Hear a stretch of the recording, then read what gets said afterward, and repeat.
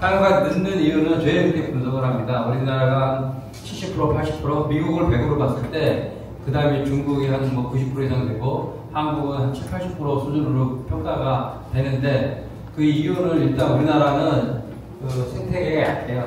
제가 봤을 때는. 그러니까 중국이나 미국은 내수 시장이 받쳐주잖아요. 그러니까 기술 개발을 해서 수익이, 돈이 번다라는 뭐 확신이 있죠. 근데 우리나라는 한국만 보고 뭐 할 수가 없어요. 한국 내수 시장만 보고. 그래서 그 벤처 캐피탈이 투자할 때 미국이나 중국 쪽으로, 뭐 중국은 입장은 다르긴 하지만 공산국가라서 그런 식으로 해서 내수 시장의, 그러니까 시장 환경이 안 돼 있기 때문에 우리나라 업체들도 사실 그래서 미국 가서 하는 업체들도 많습니다.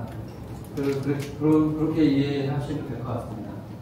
법제도가, 아까 법제도가 저희가 늦진 않아요. 세계 최초로 레벨 3 법을 제일 먼저 우리나라가 발표했어요, 사실은.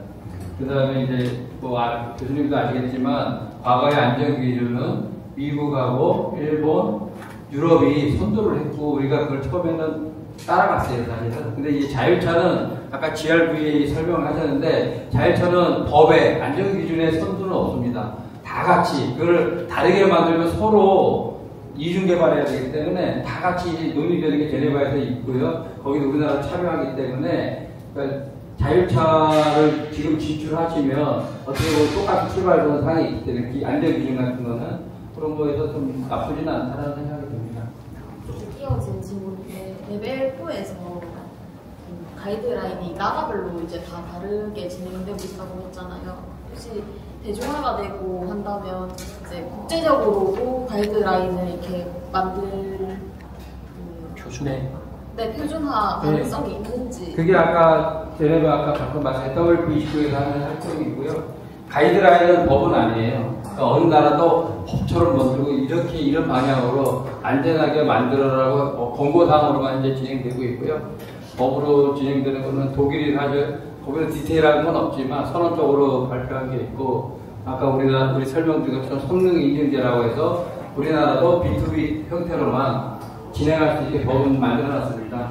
일단 지금의 자율차가 한 5억 정도 될 거예요, 아마. 그러니까 개인들이 사기에 부담스럽죠. 그래서 기업체에서 구매할 수 있고, 기업체에서 특정 목적, 특정 장소에서 움직일 수 있게 한 셔틀 형태로 한 몇 대 정도, 대규모도 아니고 그 정도로 진행될 거로 예측이 되기 때문에 이제 B2B 판매만 사용하고 있습니다.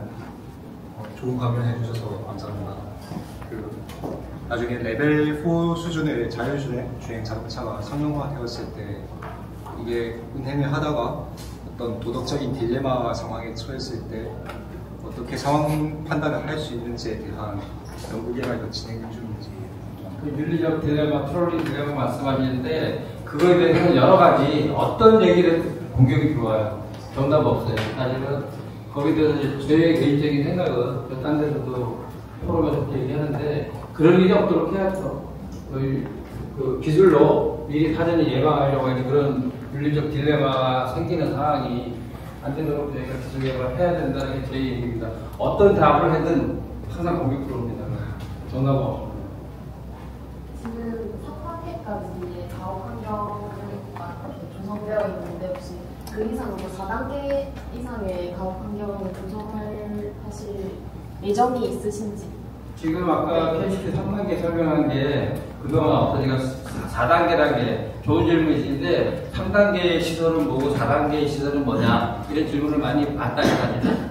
근데 그건 뭐냐면 더 복잡한 환경인 거예요. 4단계는. 아까처럼 3단계는 레벨 3는 사람 운전자가 제어권을 전환, 이 기계가 학습하지 않은 상황이나 몰라, 운전 못해, 당신이 운전해 라고 하는 게 되는데 레벨 4는 더 복잡한 상황이 돼야 되는 거죠. 더 복잡한 환경. 우리 연구원에 가보시면 알겠지만 평지였는데 입체교차로가 있어요. 여기 보면.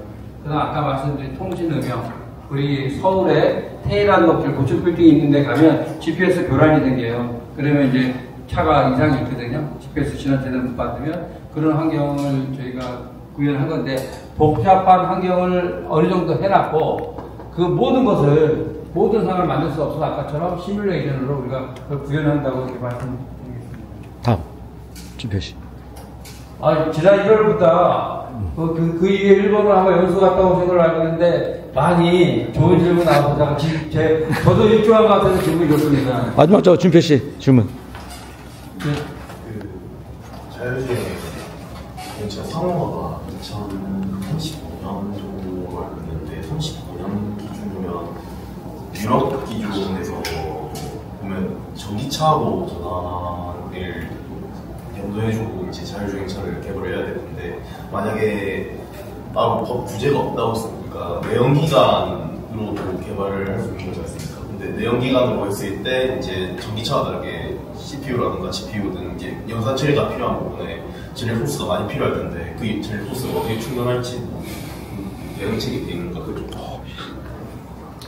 좋은 질문인데 두 가지 다 알아보겠어요. 전기차 기반으로 하는 데도 있고, 일단 내연기관이 먼저 사실 또 안정화돼갖고, 제어하기는 전기차가 좋은데, 그 내연기관도 하고요. 사실 현재 개발하는 차들은 말씀하신 것처럼 전력 문제가 있어서 보조 배터리를 이렇게 장착하고 가고 있습니다. 그 부분도 자율의 인지 판단 제어 말고도 뭐 AI의 전력 부족하다고 하듯이 그런 부분에도 좀 개선해야 될 부분이 있을 것 같습니다.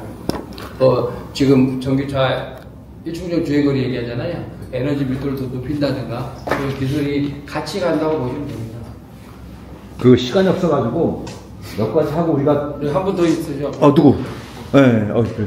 네, 그래. 네, 이제 자동차 안전도 평가를 하는 여러 가지 절차가 있는데 보통 차량 표본 대수가 어느 정도를 해서 적합도를 판단하는지가 알고 있습니다.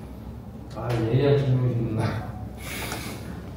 우리가 기본적으로 한 대라고 보시면 됩니다. 대표성이 없다고 할 수도 있는데 한 대 시험을 할 때 저희는 마지막 파이널 평가잖아요. 제작 결함 조사든 안전도 평가든 차 대수를 한 5대, 6대를 사요. 수용차의 경우는. 근데 그게 정면 충돌용이 한 대, 측면 충돌용이 한 대 이런 개념이라서 사실상 한 대예요. 다만 판단을 한 대 갖고만 하지 않습니다. 제작자가 개발 한 4, 5년 동안 할 때 그 쌓은 만약에 데이터가 이상하면 우리가 봤을 때는 부적합이야. 차가 문제가 있어. 그럼 제작사가 수긍 안 할 때가 있어요. 아니 이렇게 나오는 데이터가 아닌데 그리고 개발 과정의 데이터를 오픈을 합니다. 그걸 보고 그게 합리적이면 재시험을 할 수는 있어요. 근데 재시험한 사례는 거의 이렇게 많지는 않고 그 한대성의 대표성을 갖고 사실은 갑니다. 근데 여러 대를 하면 좋지만 아시는 것처럼 시간과 비용의 문제가 있기 때문에 현재는 그렇게 하고 있습니다.